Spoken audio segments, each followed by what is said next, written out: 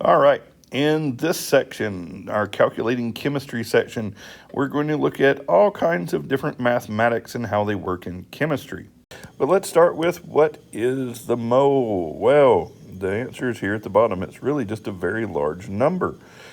In fact, 1 mole is equal to 6.02 times 10 to the 23rd, and if you remember scientific notation, that's stinking huge. Items or molecules or whatever you're looking at, really. It's just the amount of them. You can think of it basically the same as a dozen. You know that if you have a dozen of something, you have 12 of them, right? Well, if you have a mole of something, you have 6.02 times 10 to the 23rd of them. It's also commonly referred to as Avogadro's number. That's not avocado, though it looks similar. It's Avogadro. So let's think about these moles and why we would use them for a second. So first of all, let's go back to that comparison of a dozen, because a mole really is just a number. It's 6.02 times 10 to the 23rd of an item. The same as a dozen means you have 12 of something. So if I had a dozen pencils and a dozen bricks, I now have the same number of each, but there's still different characteristics that are completely different about them. The mass of the pencils is still way less individually, and so a dozen of them is way less than a dozen bricks. In the same way, the volume and the weight of them would also be that way. But we wouldn't need to look at a bunch of pencils or a bunch of bricks in order to get an accurate description of their mass. However, elements are teeny, tiny, right? And so they're so small that we need a large quantity of them in order to get a reasonable amount of understanding of their mass. Now, since you're looking at an incredibly large number, a mole, of these things, instead of the teeny tiny individual atoms, you need to understand how huge of a difference it would be. So that 6.02 times 10 to the 23rd would be, if we had 1 mole of hockey pucks, it would be the equivalent of the mass of the moon. If we had a mole of basketballs, it would fill a bag the size of the earth.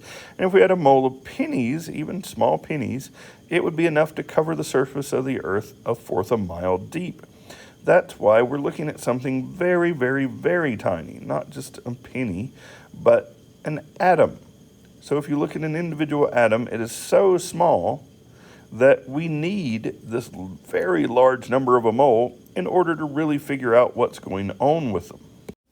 So the real question is, why do we even care about moles? Why do we care about that stinking huge number of 6.02 times 10 to the 23rd, or 1 mole? The reason is because we have really small things. And when you want to get like the mass of something really small, say a single atom or element, then you need a whole bunch of them and kind of get the average to get a measurement that's, well, usable, really. So we say that the mass that we have on the periodic table, that's called AMUs, or atomic mass unit, is really just the amount of grams per mole. And so if you were looking at hydrogen on the periodic table, hydrogen, you remember it has its atomic number is 1, and its atomic mass is actually 1.008. Okay, that's AMUs.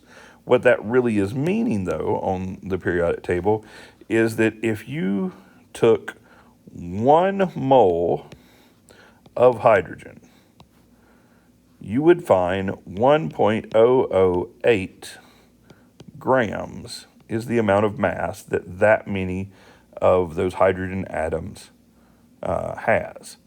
So that means if you took 6.02 times 10 to the 23rd hydrogen atoms, you would have a mass of only 1.008. So to give you a better understanding of this, let's take a look at a few atoms that we've looked at before, like carbon here. Now, if you remember carbon, we said it had an atomic mass of 12.01 AMU. Let's write that better, AMU, right? Well, that's also 12.01 grams per mole. That means for every 1 mole of carbon, So let's see, 1 mole of carbon, that's going to be equal to 12.01 grams.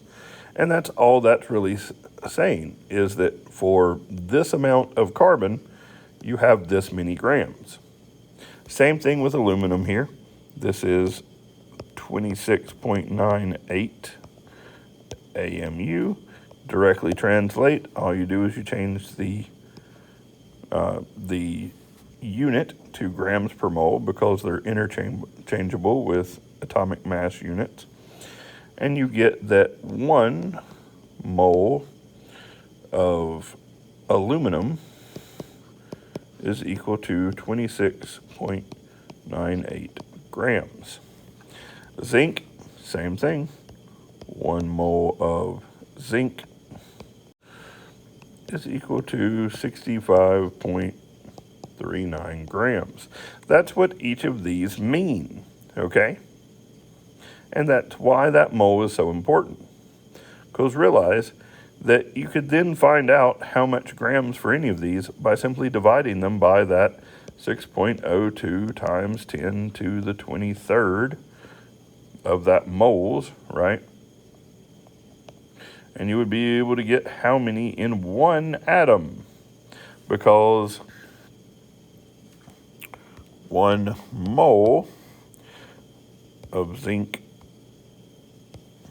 is equal to 6.02 times 10 to the 23rd atoms of zinc. Okay, so now that we know that that applies to individual elements for the molar mass, we can come up with a molar mass of entire molecules. Like this is a very common one, water, H2O. It's 2 hydrogen and 1 oxygen. Well, I can just go to the periodic table and find the AMUs, or the grams per mole of hydrogen, and for oxygen. And I multiply the hydrogen by 2 because I have 2 of those, plus I add the 1 oxygen. And I know that a water molecule now has 18.02 grams per every mole. So that means for every 6.02 times 10 to the 23rd of actual molecules of water it would have a mass of 18.02 grams. And you can measure this. Grams we can measure. And you would be able to know how many moles you have then. Sodium chloride. Sodium, chlorine. You put the 2 together. That's their AMUs, or their grams per mole on the periodic table. Just add them together. You now have the molar mass of that salt. So then you could actually put these together and come up with salt water and figure out things like that.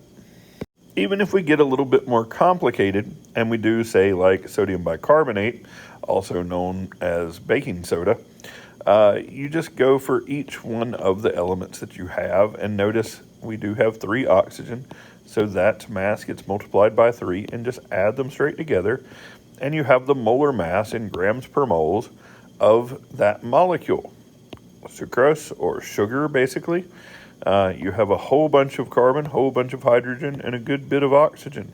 You just multiply each of those elements' periodic table mass by how many of the atom is in this molecule to make up one of those molecules, and then you have the overall mass of the molecule.